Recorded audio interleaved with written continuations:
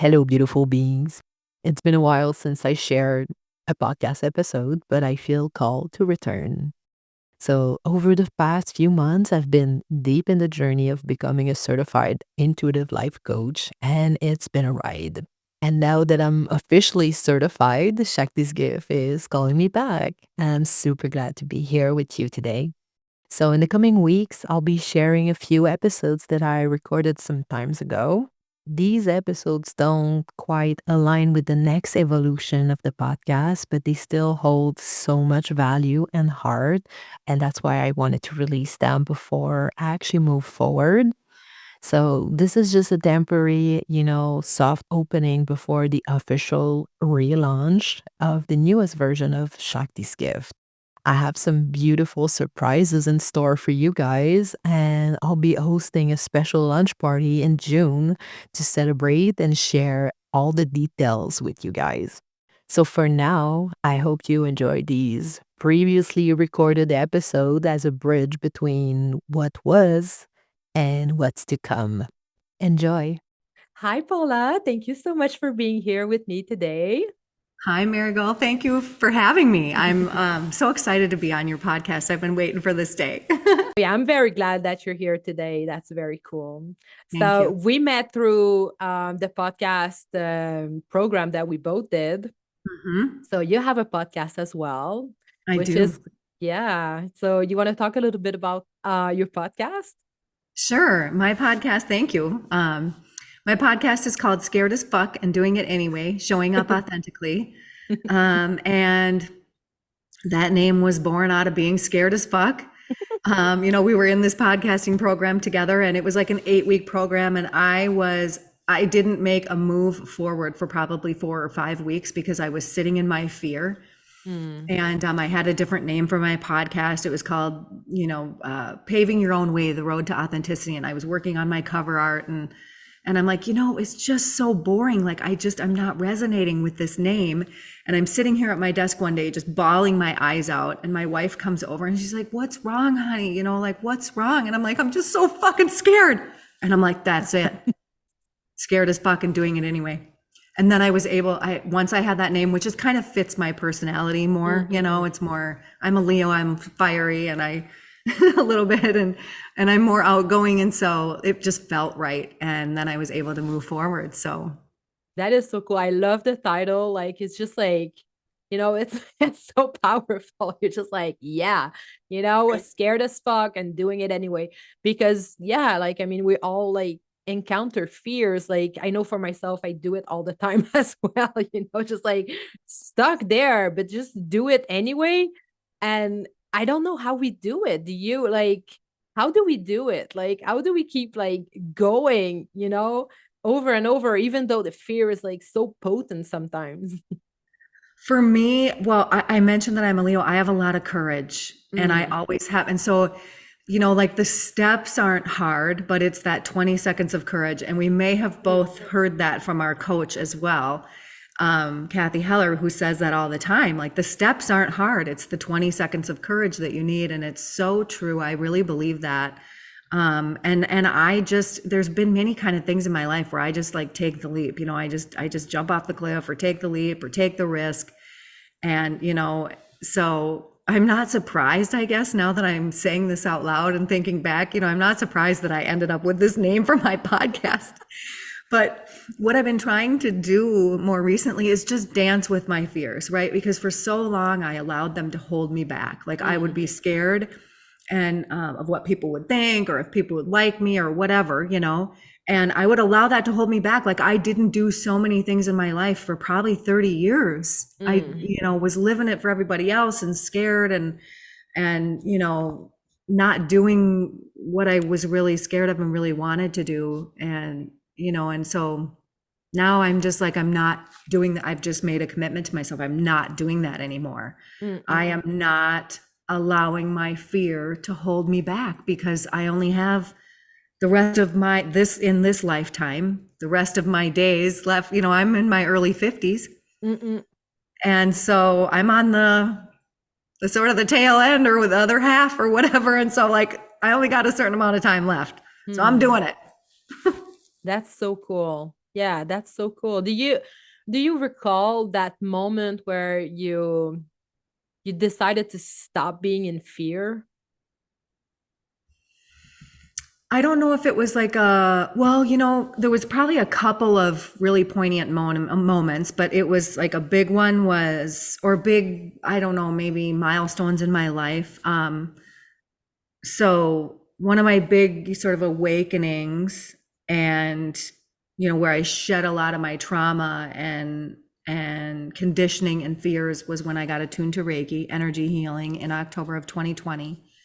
And then last year, I hired a coach and I went through this program called Abundant Ever After with Kathy Heller. And Mm, there was a lot of work that we did in that program that, sort of woke me up or made me more aware to how I was living my life and really helped me like get over the humps. mm, And mm, so there were several moments in that. And then, like, I swear, just over this past New Year's, I woke up on New Year's Day feeling just different, like something had happened. And I had had a particular dream, and I can't even recall what that is right now. I know I have it written down somewhere, but as I've been dreaming more since I quit, doing all the drugs and alcohol and stuff, I've been dreaming more. And so at mm. that time, I was drawing oracle cards. I have this new Sacred Forest oracle deck, and I drew this card, and it was, and I could feel it. It was, oh my gosh, I'm not even going to remember what it is right now. It was the dragon, I think. I read that card and I just felt different. Mm. I woke up that day and read that card and I just felt different. Like it's over. That old way is over for sure. Mm. Did you believe it? Like, was it like, was it Yeah, so absurd? because I felt it in my body. Mm. I I felt it in my body. I felt it in my mind, or I thought it in my mind. And I was just like, wow, I literally feel different. What's going on? And I'm just like, I don't know. I'm not going to evaluate it or analyze it. We're going with it. I love it. Sometimes that's just the way to go, right? I mean, we tend to, well, I know for myself, I tend to analyze sometimes. And it's like when we come back to that going with the flow, I feel like it's just like so much easier. It's just so much easier, Oh, yes. you know? Oh my gosh. I can totally relate to that, going with the flow and it being, I used to suffer a lot trying to Mm, control all the things around me, the things, the people, the yeah. circumstances, and it just caused so much suffering in my Mm, life. And when I became aware that I was really doing it to myself, and all I needed to do was just kind of accept things as is instead of what I was stuck on, mm, mm. and let it flow, that the universe probably has some way more magical things that I could have been planning anyway. When I became aware of that, that was one of the big game changers for me. Mm. There were many in my life that were big game changers, but that was for sure a big one. Yeah, that's so interesting. Like, I feel like it's always like a paper thin barrier that we have with like what's on the other side. And it's like so, it seems so freaking easy to just say you let it go. And it seems so freaking hard at the same time. It's like, it's so fucking hard and it's so fucking easy. And it's just like, yeah, that paper thin, like you can almost see what's happening like on the other side of this barrier that we create for ourselves. And to just like transcend it. And yeah, it's just so crazy, right? How easy and hard it is at the same time. I know it feels like a mountain, and it's not, like, kind of going back to the steps aren't hard.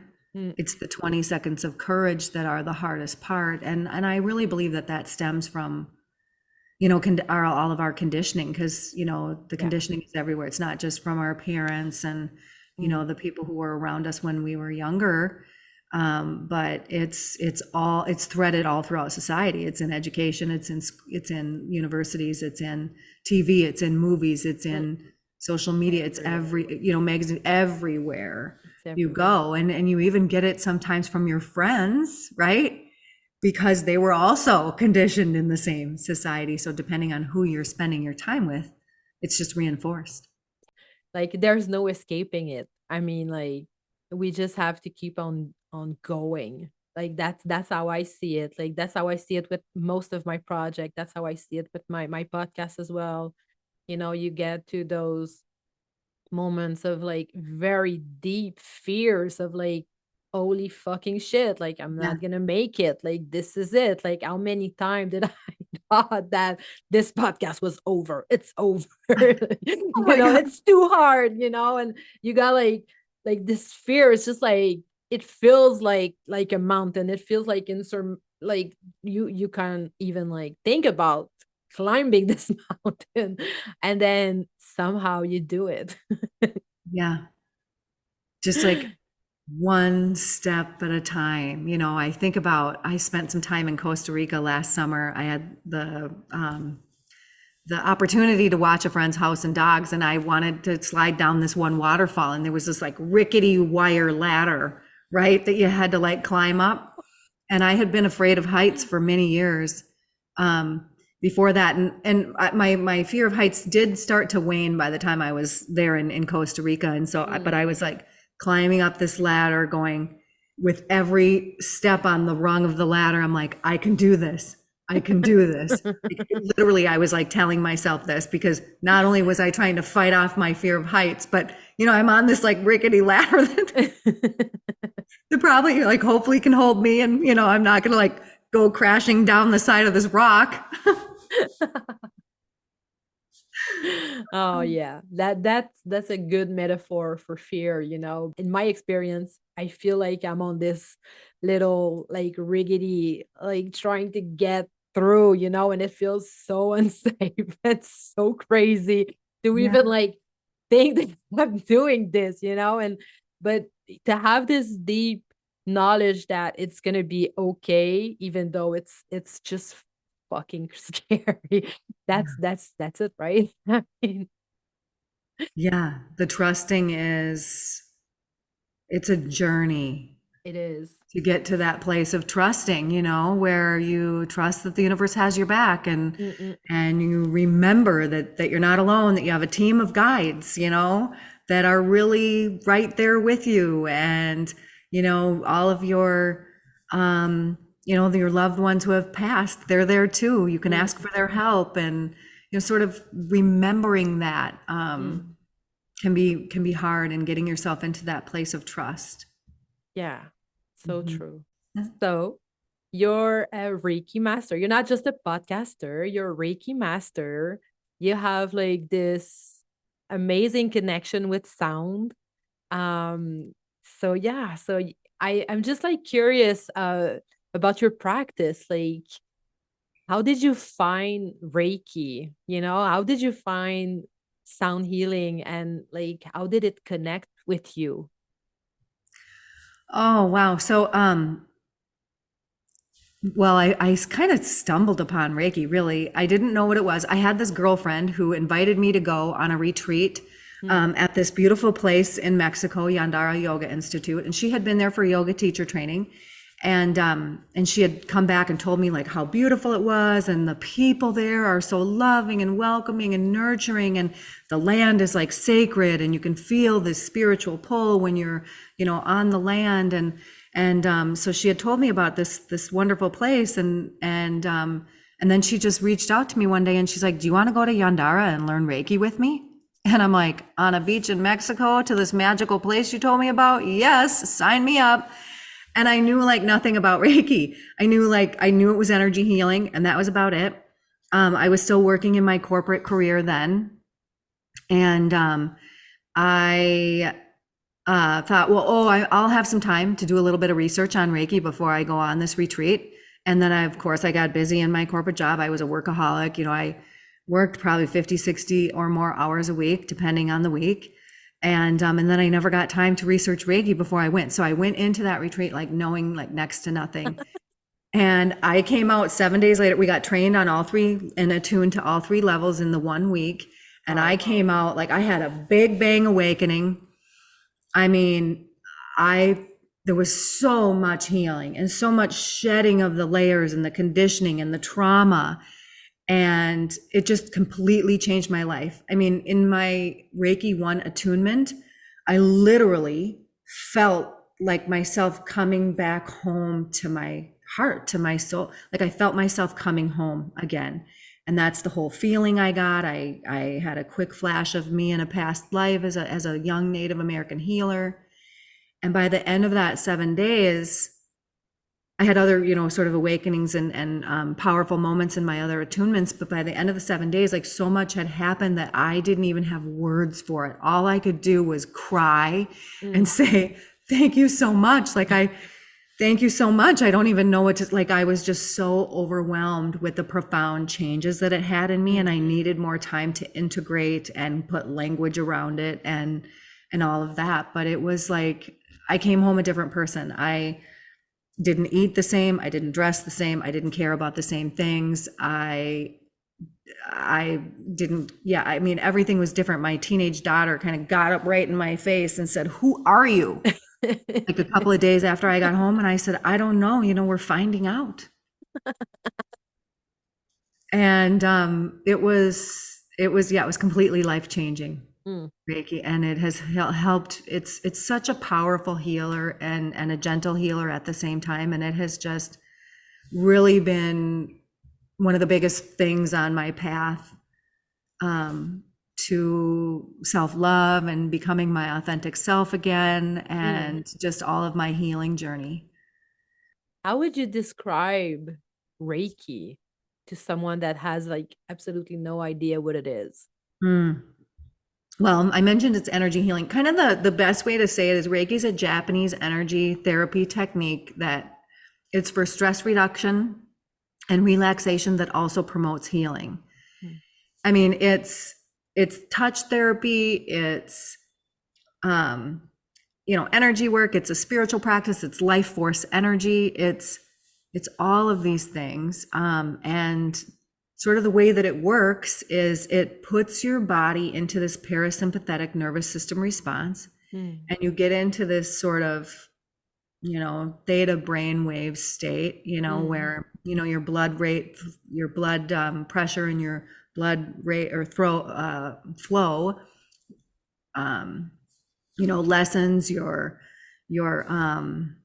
brain waves slow, your body is just in this deeply relaxed state, and that's where your body can do all sorts of healing. I mean, it's how we sort of heal and regenerate each night, right?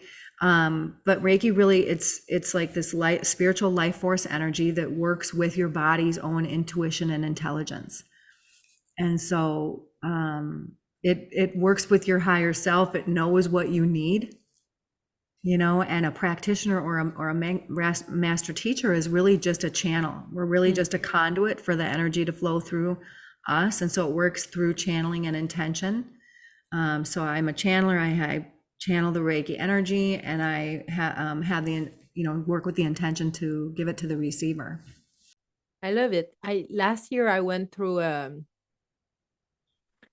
major dip in my health, and I didn't went with Reiki, but what you're saying, it's exactly what I did in a way, with some meditation. Like I know that Joe Dispenza is talking about like those brain waves and the nervous system. And I'm an Ayurvedic wellness coach, and we always say that when the nervous system is calm, that's how we can like start to digest our food and assimilate our food, and like just like see through the fog that we created by being in that nervous, always go, go, go, do, kind of mentality.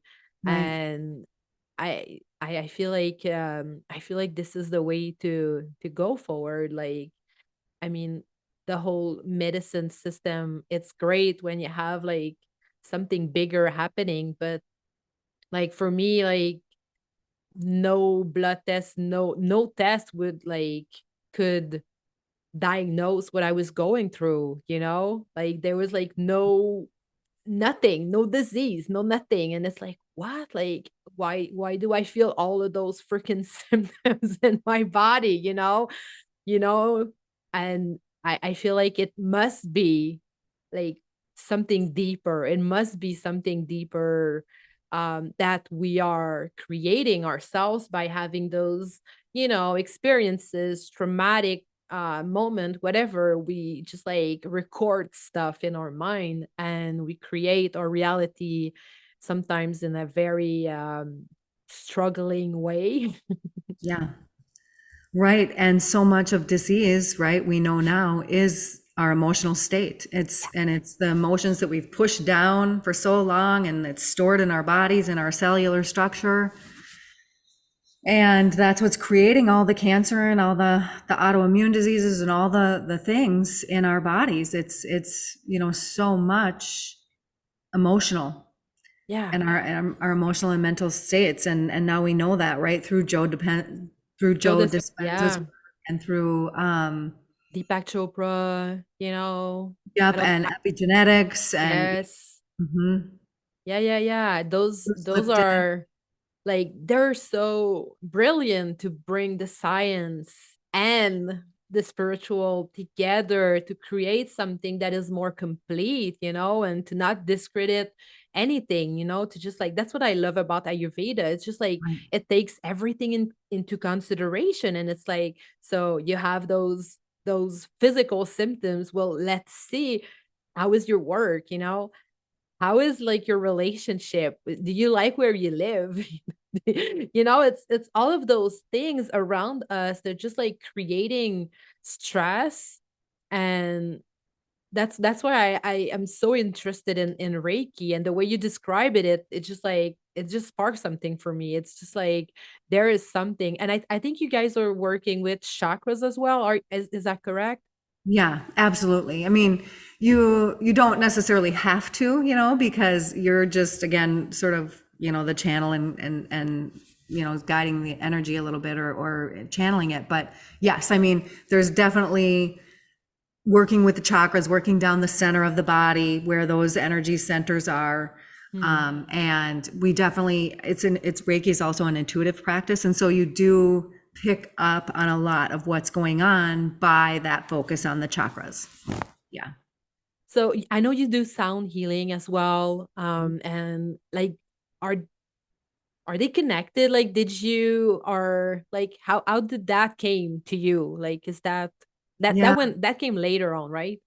Yes. Yes. A few years later, after Reiki, I was trained as a certified life coach, and then beyond that, I went for sound healing. And what kind of started me with that is I started going to sound baths. Right, I had the same friend who had asked me to go get trained in Reiki with her. That's a good She, friend, right? yeah, she and her husband ended up putting on sound baths because she had gone back to Yandara, the place, and gotten trained as a sound healer, and her husband were putting on sound baths. So I started going to them and I felt the difference, right? I Mm, felt the healing that was happening and just the how good you feel after a sound bath is just like magical. And then also, I mean, I guess I was introduced to sound baths when I was trained in Reiki because that was the first time I had been to one was at Yandara. mhm. It's one of the sort of the evening events that they put on when you're there. And Nice. and then my girlfriend and her husband who were putting on the sound baths, they moved away. And I thought, well, I would like to do sound baths with somebody. And so I got introduced to this other woman who's a sound healer here locally where I live, and had gotten introduced to her through a mutual friend. And I said, how about if we do Reiki sound baths? I can do the Reiki, you can do the sound. And so we started collaborating and co-hosting sound baths. And that really like lit the spark in me like, oh, I Mm, want to get trained as a sound healer too, right? Like I want nice. to do more of this. And I was doing a little bit with the instruments, but I was mostly like the Reiki, Mm, just doing the Reiki during those events. And and I had kind of set an intention at the beginning of last year. Oh, I would really love to go to the sound healing at Yandara mm, later this year, right around like November, December timeframe. And then I ended up investing a lot in myself last year in my own coach, and we had spent a couple months in Costa Rica, so that I took the kids and and the wife. We had some good times. We spent some money, and then I went into the podcasting program, right? And so there was more. And so I had done all this investment in myself, and I just felt like, oh, maybe I shouldn't go to the sound healing. I had kind of written it off or whatever. And then a friend had said, oh, I was thinking about going to that sound healing at Yandara. And then, so I mentioned it to my wife, and she's like, well, I thought you were going. And I said, well, I figured I wouldn't go because, I had invested so much in myself. And she's like, just go. It's the year of investing in you and in your business. Go. So I did, and that was a week before the training was starting. So I'm like, all right, I booked my flight, I'm going to Mexico. And it was everything I didn't know I needed. And so I had, again, more healing, more shedding of layers, that just happens at this place. So I can't say enough good about Yandara. But it's definitely, working with energy and frequency and vibration. Sound is just like Reiki is working with energy and vibration. So it's similar. It just does it in a little bit of a different way. And when sound and Reiki are coupled together, I mean, it's so powerful, and they each deepen each other. So Reiki deepens the sound experience, and sound deepens the Reiki experience. And it's now I'm collaborating with a couple of different people, and so I'm trying to work up to doing at least one Reiki sound bath a week locally, because it's just such a healing experience for the receivers. And I love it too. When I got in front of that gong too in training, I'm like, ooh, this is going to be a much bigger part of my business and my practice than I originally thought. I was thinking, oh, I'm going to go get trained as a sound healer. It's going to be another tool in my tool belt. And it's like, no, this is going to take more of the show than I initially thought. And so I'm working my way up to getting a gong. I have a whole array of instruments, and I don't have a gong yet, but it's coming. Let me tell you, it's going to be magical. I love it. I love it.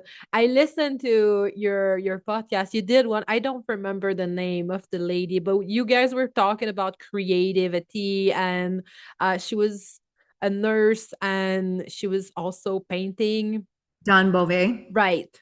And I don't know, that spoke to me in a deep way, because I feel like creating is also a way to even heal ourselves. And so, when we get into that mindset of I'm creating something, and I was wondering, when I was listening to your podcast, I was wondering, do you feel like that when you're in front of your balls? Do you feel in that state of mind of I'm creating this for this group, Yes.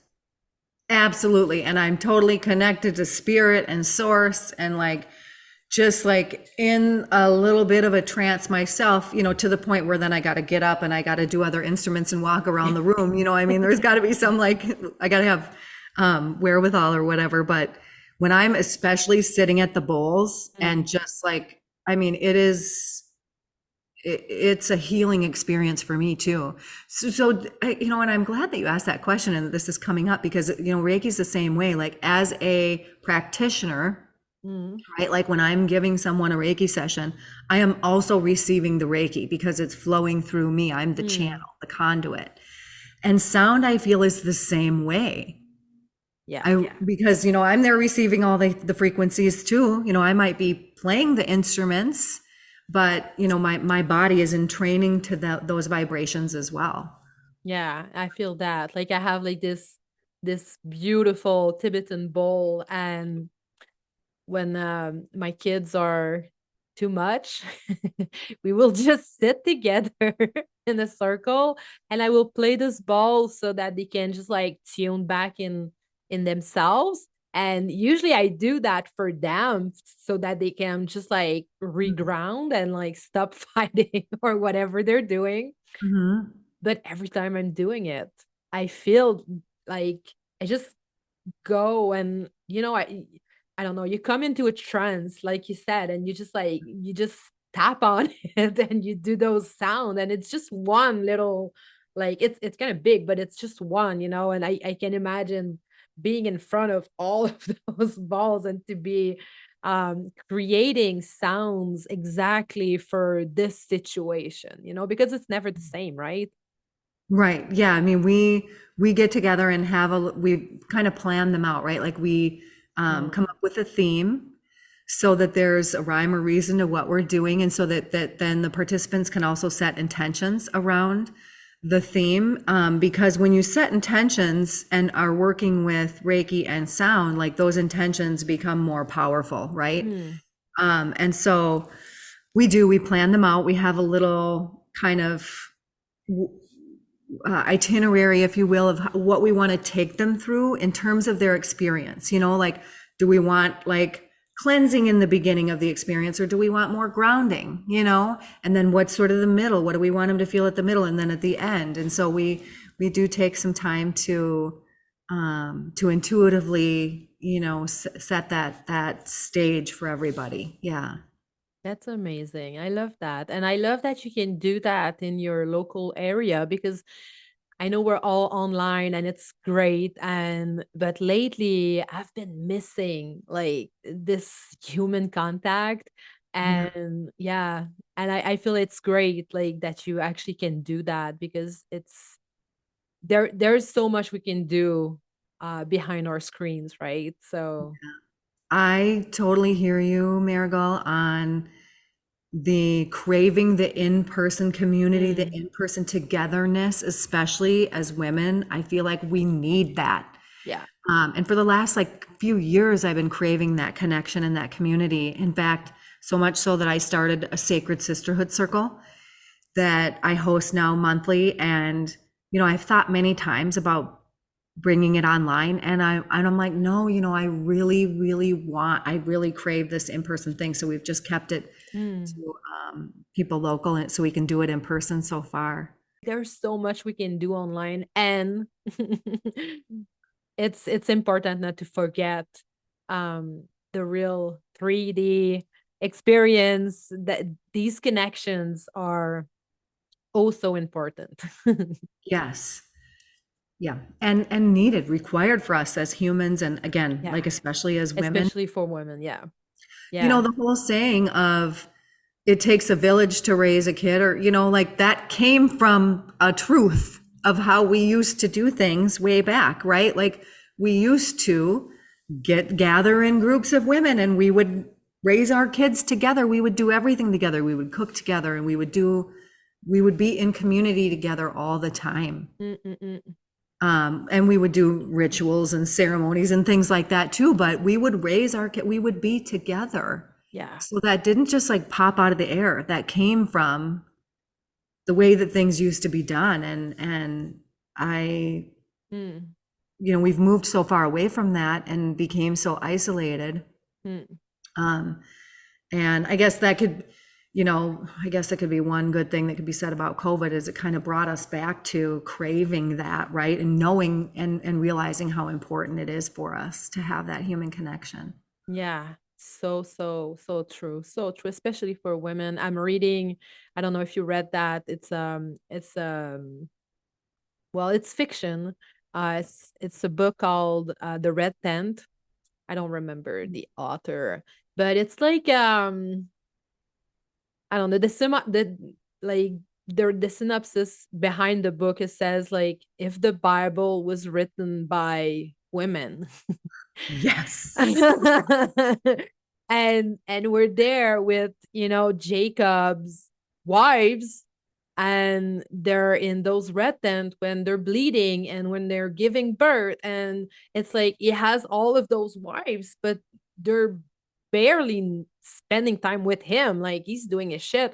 They're together. Yeah. They're together raising kids, breastfeeding together, giving birth. It's just so freaking beautiful. Every time I'm sitting down and reading this book, I'm like, like you get this pulse of like deep knowledge that is lost right now, that it's not something that we're doing, you know. It's just not something that we're doing. I remember when I had my first kid, I was so surrounded by so many women. It Yeah. was just amazing. It was just amazing. And it was like, I have no word. It was, this is what it was, you know, to Yeah. give birth with women like in this hospital where the nurses weren't even like comfortable coming in because they were like, they got this, you know,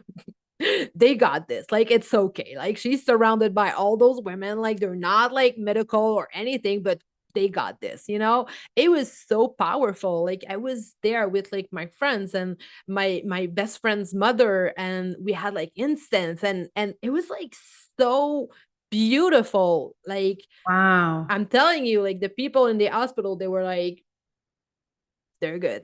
I love this. Wow. I would love to hear more about that. Yeah. Yeah. If I had my births, to do all over again, I would totally do them differently of how I did do them. But Mm, because I was a yeah. much different person back then. But Yeah. Mhm. Yeah. And to be like surrounded by those women at this moment, and after I was traveling when I got pregnant, and I came back to my birthplace to be surrounded by family members, and I was the first one to have a baby. And so I had like all of those women, they were like so happy to be there and to just like hold my kid, you know? And I was not in a space where like I needed to keep my baby for myself. Like, I was like, yes, take it. Like, this is how it's supposed to be. I never questioned anything. I was just like so deep in my intuition. It was so freaking deep, you know? And I lost that. Like, I had another kid later on, and I was by myself to raise this one, and it was so fucking painful. It Yeah. was awful. It was awful. Like, and I have like those two experiences in my baggage, you know? Like, I have this beautiful, like, I'm surrounded by women and by my family, and like I never cooked anything. Like, they were always somebody to cook something for me, Oh, you know? sounds so And beautiful. yeah, like people were coming to me, they were inviting me. They were like, you want to go do your grocery? Come and drop your kid and just go and do your grocery. And I was like, I felt so free. I Yeah. was glowing. Like, people were like, you're making this look so easy to be a mother, you know? It's because I'm surrounded by a community of women who love me and who love Yeah, my baby. Yes, it makes all the difference in the world. yeah, exactly. And I left them when my baby was still very young, but because I wanted to go to this community where they were like young women giving birth to babies, and I was like, we need to do this together, ladies. But when I got there, it was not like that. Like, they were not open to that.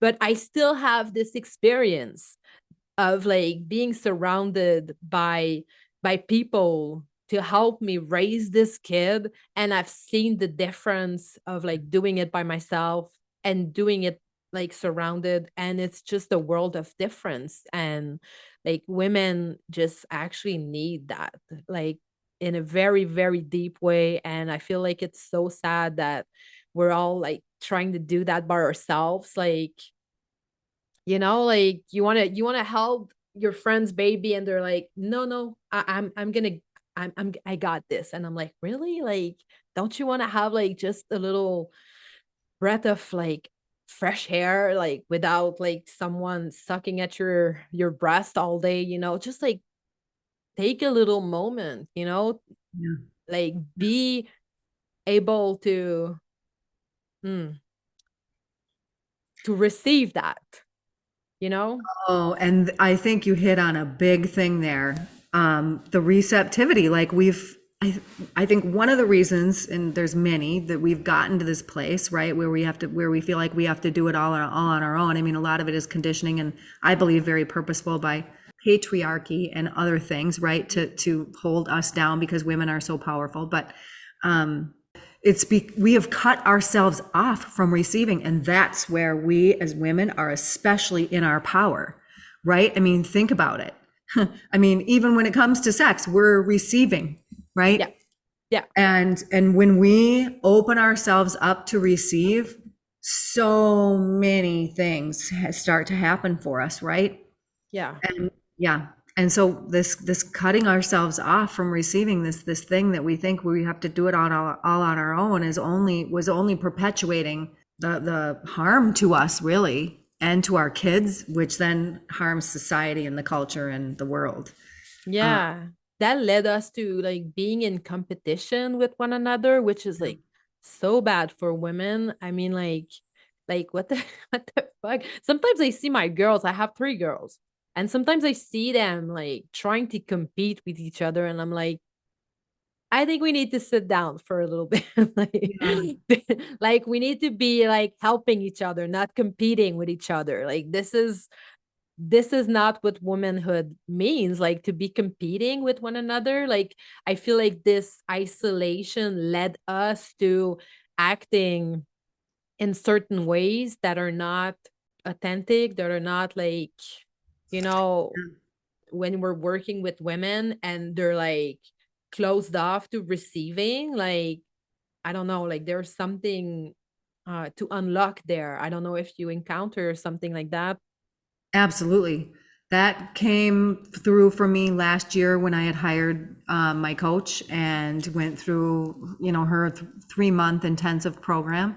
Mm, That was like one of the things that we focused on for at least a week, if not longer. mm, And I was like, whoa, I am so closed off to receiving. No wonder why I'm not getting all the things that I want in my life, mm, right? Or no wonder why I can't manifest this and that. And it's like I couldn't. I had a hard time accepting help.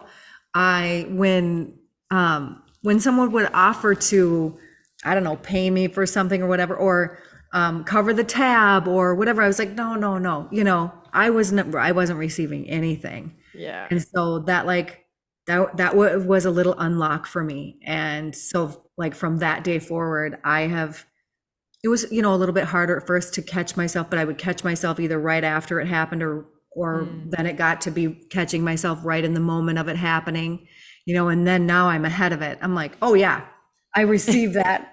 Give it to me, baby.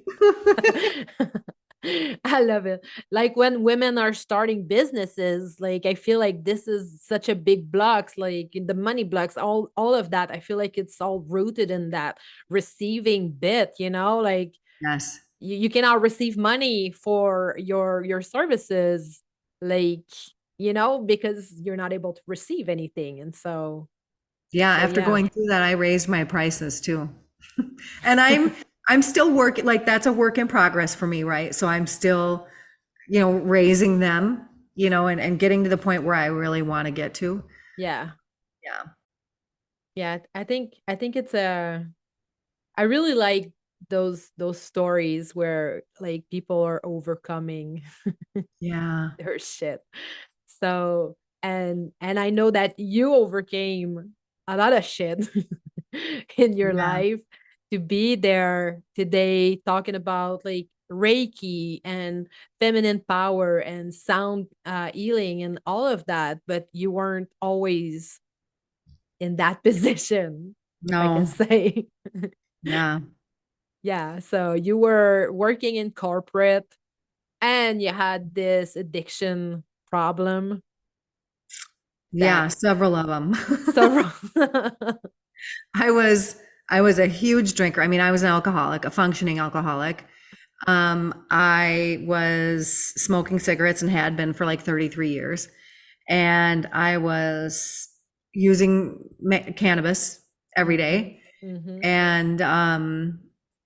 And I had, and also like I really think that I had a food addiction too, and kind of overcame that in this whole process as well. And prior to all of this, like I had other drug addictions in my deeper past, like when I was a teenager, I was addicted to cocaine and overcame that. Mhm. Um, but the more recent ones, I had wanted to quit, for example, smoking cigarettes and for a long time. Like it was like this thing in me. I struggled with it for a long time. And I just had relied so much on them for like whenever I was upset or whatever, I would go have a cigarette and it would like calm my emotions. And so I'm like, how am I going to deal with this? Because I had no other tools, right? I had this tool, but I didn't know the other tools. But I hated the way it made me smell, and I was always, kind of self-conscious about that. So that was kind of my first thing, was giving up cigarettes. And I had started to cut back on that. How I did it was I had started to cut back, and then I was down to like, I don't know, I think it was a couple a day. And then I was just like, what am I doing? Like, if I'm only smoking 1 or 2 a day, like, what's the point? So then I just cut it off, and then it was done. And then the next sort of big one was alcohol, because I had drank since I was 13. I mean, I drank all my life. And then before I quit, for the last like 10 or 12 years before I quit, I drank every day. For many, many years, it was just sort of on the weekends and maybe on a Thursday here and there or whatever. Yeah. But in the last 10 or 12 years, it was literally every day. I mean, in that amount of time, there were probably, I can count on one hand, where days that I didn't drink in 10 or 12 years. And even when I was sick, like really sick, like cold and flu, like I was putting them back. It's crazy. It's crazy how like we get stuck in those habits and like destroying ourselves over and over. Continue. Yeah. But again, it was like it was so tied in with everything in my life. I didn't know like who I was even without booze, right?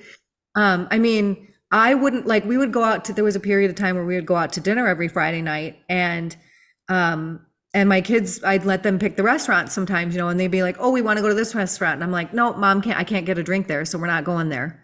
Or they'd pick another one and I'm like, nope, I can't get Crown whiskey there, so we're not going there. Like literally, like my whole life revolved around alcohol. Yeah. And how I started that journey. So it was, again, another thing where I wanted to quit for a long time. So it was like this major internal struggle within me for years before I quit.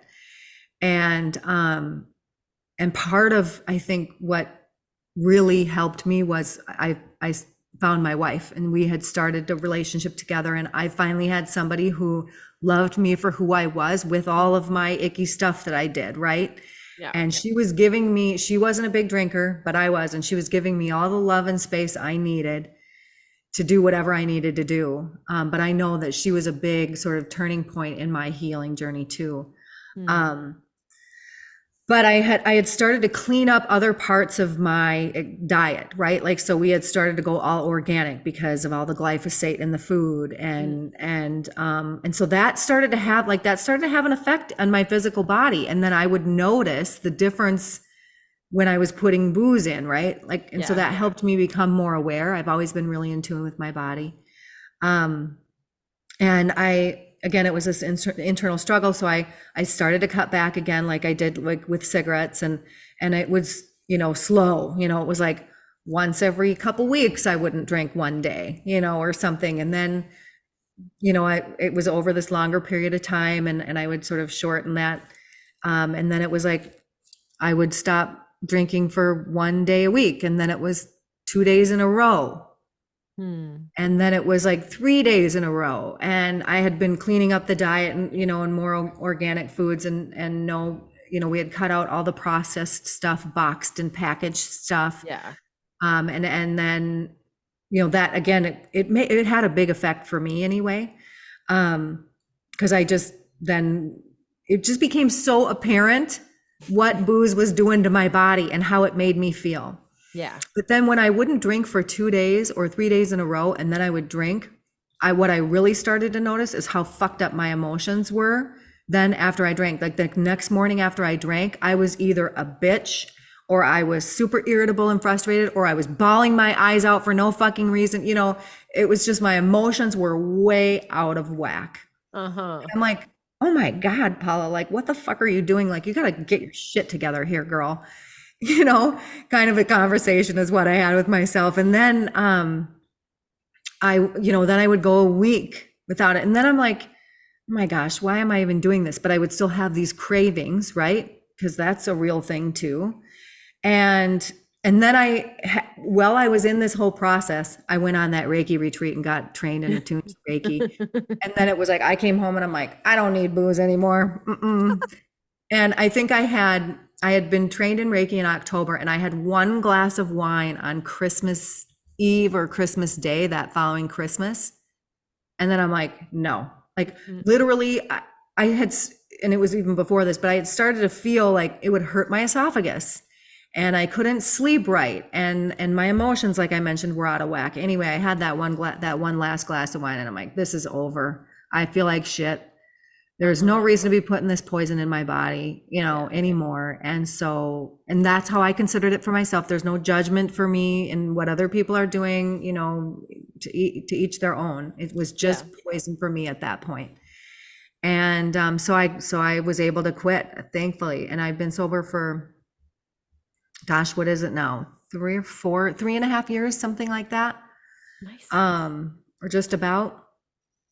And then my most recent thing that I overcame was cannabis. And I loved cannabis just as much as I loved the booze, if not more. and I loved drinking. Like I loved it a lot. And I had gotten rid of the booze and I'm like, oh, cannabis, it makes me feel like myself really, and it like helps me be nicer to people and all this stuff. But I really felt like it helped calm my nervous system. And I truly did feel like it helped me be more myself until I stopped smoking it. And then it was like, oh my God, was I fooling myself on that? And again, no judgment because, I love the pot, I'm, and my wife is still, still partakes. And so, there's no judgment from me at all, but it's just not for me. I just needed that as part of my healing journey to move away from it. And I had even had a medical prescription for it in the last few years before I quit. Okay. And I can't even remember now what was the thing that prompted me to just go, you know what? I think it was just kind of taking a look at like, do I really need this? And so no, that's not what it was. I'm sorry. It just came to me. So I started going to hypnotherapy for some deep stuff that I was still sort of holding on to with my parents and the abuse that I had as a kid. Like my dad physically abused us and my mom didn't do anything about it really. And so I was working through the issues, especially with my mom, through this hypnotherapy. And I had gone into the first hypnotherapy appointment and she put me into hypnosis and she's like, what do you see? And I'm like, nothing. It's black and blank and I got nothing. And she's like, okay, we finished that session. And then right before the next appointment, she didn't tell me that day, but like 2 hours before the next appointment, she said, I'd really like you to not smoke pot before you come and see me, for 24 hours before you come and see me. And I'm like, well, I just smoked like an hour ago and I'm going to see you in a couple hours. So today's appointment maybe isn't the best. Let's reschedule. So we rescheduled to like, I don't know if it was the next day or 2 days later. So by the time I went and saw her, I had 30 some or 40 some hours without it. And she put me into hypnosis and I was seeing things, I went in and I was doing the work, right? I was able to do the work, I guess. Yeah. And I was like, after that, I'm like, why don't I just try? Why don't I just try to quit? I mean, I'm 36, 40 hours without it. Why don't I just keep on doing it? Yeah. So I'm like, I think I can do it. So I tried and I did it. And now I think I quit November 8th. And so what are we at? Today is February 24th, I think. Yeah. So December, January, February, I'm 3.5 months in or something like that, almost 4 months in. Nice. And I feel more authentic than I ever have before. And so I was telling myself this story that it made me feel like more of my authentic self, and it really wasn't true for me. And you know, I have some cravings still here and there, and it's usually when things get really hard. You Mm, know, like if I'm dealing with some really big feelings or emotions, you know, where I used yeah. to turn to that to kind of numb or lessen or whatever. That's usually when I have the strongest cravings. But hey, it's been I've been free of it for 3.5 months. So Well, first of all, congrats. I mean, thank you. I feel like addiction is way deeper than we feel than we think. Yeah. Um, I really like this subject because I think that everyone on this planet is experiencing addiction on some level, whether it's like TV or food or sex or drugs or shopping or Yep. freaking our phone, you know? Totally. I mean, like, I feel like it's a natural way to cope.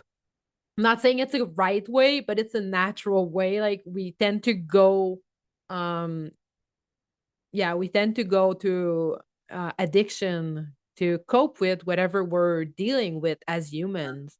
And I feel like I've been through it as well. I was smoking cigarette, I remember, and I felt like you, and I was like, I was doing this Ayurvedic program, and I was smoking, and I was like, this is so wrong.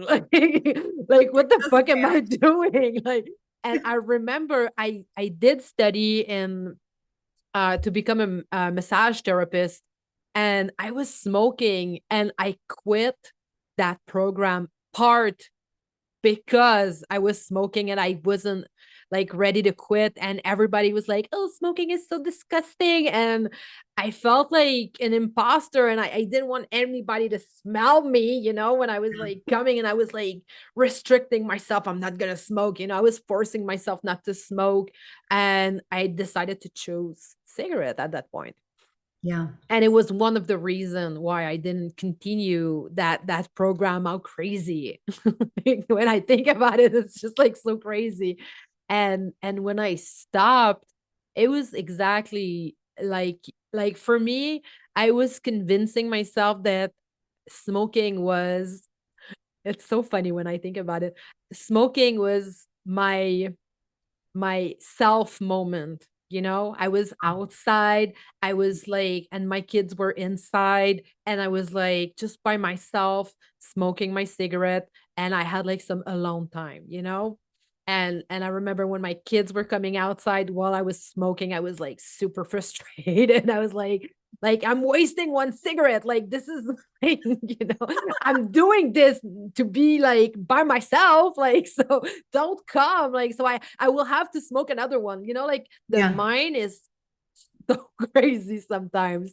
And and yeah, so I feel like we all go through that.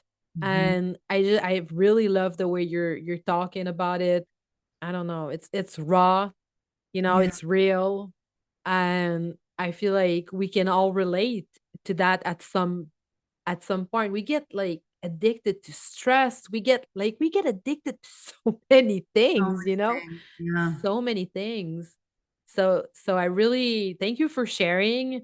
I mean, and yeah, My pleasure. congrats. Yeah, congrats on doing it. And like I feel like when we overcome those, because it's so like I feel like it's easier to see that it is an addiction when it's like alcohol or, you know, drugs or cigarettes, because like the media are always like pushing that this is addiction, like this is Right. addiction. But there is like I know that it's easier to see it as an addiction, but to be able to recognize all the other addictions that we can have, yeah, I think that's the real deal too, you know. Yeah.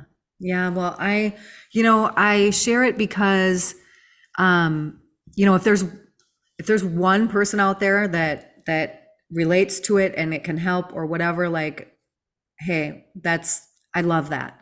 Mm, And it also like it it lessens the hold that it has over you when you talk about it, and it Yeah. also just, I don't know, it makes it okay for people to talk about some of the things where we were fucked up, like, and we all have them, and we're all, so many of us have, held that in for so long, and it's time that we start talking about this stuff so Yeah. that we can heal, right? So that we can, change our lives and do better for ourselves, right? Because it's all an inward thing. It's all starts with the individual. Mm. And then once we are all loving ourselves more, taking better care of ourselves, being our more authentic selves, then there's more of that love and care and authenticity in our families, in our communities, in our cities, in our country, in the world. It has the ripple effect. The And ripple effect. Yeah. yeah, and that's what I'm here for. That is what I'm here for, is to help individuals so that we, are helping the collective ultimately. Yeah, same. We are so much stronger together, and yes, and we need one another, like, as even as just simple mirror of one another, you know, Mm. because I see you and I see myself, and it's like that with everyone. Sometimes I feel like it's so crazy because I do all those interviews with all those amazing people and I can relate to every one of them. It's Yeah. like, how is that even freaking possible, to be able to relate to, even if it's like one small little portion of their stories, I can still relate to them. And I feel like when we tap into this, like being able to relate to other people, like our heart space just opens because we can, Yes. yeah, we can feel empathy for people because, as you said, like we all go through this shit. And sometimes with social media, it's like so easy to just like try to appear so fucking perfect, but Ugh. it's not real. Like there's no way. Like we all go through so much shit, and when I see women like struggling to fit a certain box of perfection, and they're all like fucked up behind their phone, and it's like it's so freaking sad. Like it's just, so yeah, so I feel like addiction, like we can see that, like even in those women that are trying to be perfect, they're addicted to that version of themselves, Yep. always trying to pursue it, like, and it's just, as you said, we need to let it go and to talk about what's real and stop hiding and shying away from it. And maybe that'll give us the courage that we need, right? For whatever, Yeah, to change, to whatever it is. transform. Yeah. Yeah, to change and transform, the 20 seconds of courage we need to start making changes. Yeah. Yeah, exactly. Exactly. Yeah. So to end this amazing podcast, Mm. I really like to ask my guests like an advice. So, what would be your advice for someone who's struggling with addiction right now? That like maybe they're watching this and they're like, "Yeah, that's me. Like, I'm struggling with addiction, and I see her, and I see that she's doing something so beautiful right now that is like so not what she was." So, what would be your advice for those persons? Oh boy. Well, I guess know that you are so fucking powerful, Mm, and you have the ability to overcome anything. And so, I guess I needed other tools in my tool belt in order to help me, right? So I needed ways to be able to control my emotions so I wasn't relying on the cigarettes, right? I need, or the pot or mm, the alcohol. And so I started meditating, and I started, being committed to spiritual practices. mm, I also started telling, like literally getting in the mirror, up, looking in my eyes so I can only see my eyes, and telling myself I love myself. Like those little things, they seem insignificant, and they are not. mm. They're not insignificant. And so, if you're really changing your internal story about how you feel about yourself, and telling yourself that you love yourself, it can give you the empowerment that you need to start making changes. Um, So I would say find tools that will help you, whether that's a spiritual practice like meditation or something like that. Tell yourself you love yourself, and then take small steps, because it's the tiny little steps that you get consistent with that end up becoming the big result, right?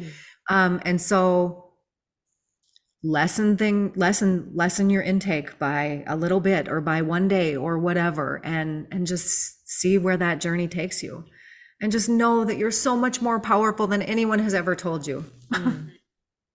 I love that. So true. So true. We've been put down and Mhm. it's time to change the script. Yes, Mm.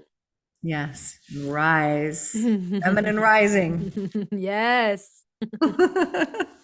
Thank you so much, Paula. It was such a pleasure to have you today. I mean, whenever you have something to promote, I'm always there to be there with you for that. Oh, And yeah, thank you so much for sharing your story and your magic. I oh my gosh, appreciate. you're so welcome. Thank you so much for having me on. This was, you know, it's conversations like these that just are like magical to me and that I love, and they fill my heart. Mm. And like, this was just so perfect in so many ways. I feel connected to you, and I want to stay in contact. Yeah, that's for sure. That's Yeah. for sure. Yeah, I love those conversations. That's why I do this podcast. I mean, Yeah. thank you so Beautiful. much. Thank you. Thank you so much for listening. Even though this episode is from a past chapter, its essence still carries wisdom and heart, and I'm so grateful to share it with you. So if you're feeling the stirring or something deeper, if you're ready to reconnect with your purpose, your power, or your inner truth, I would like to invite you to schedule a free clarity call with me. So, this is a sacred space where we can explore together what's rising for you and how I can support you in becoming the creator of your life. You can find the link in the show notes if you care to schedule something with me. And I want to invite you to stay tuned because the next version of Shakti's gift is blossoming soon, and I cannot wait to share it with you. So, until next time, take good care of yourself and stay close to your heart. Ciao.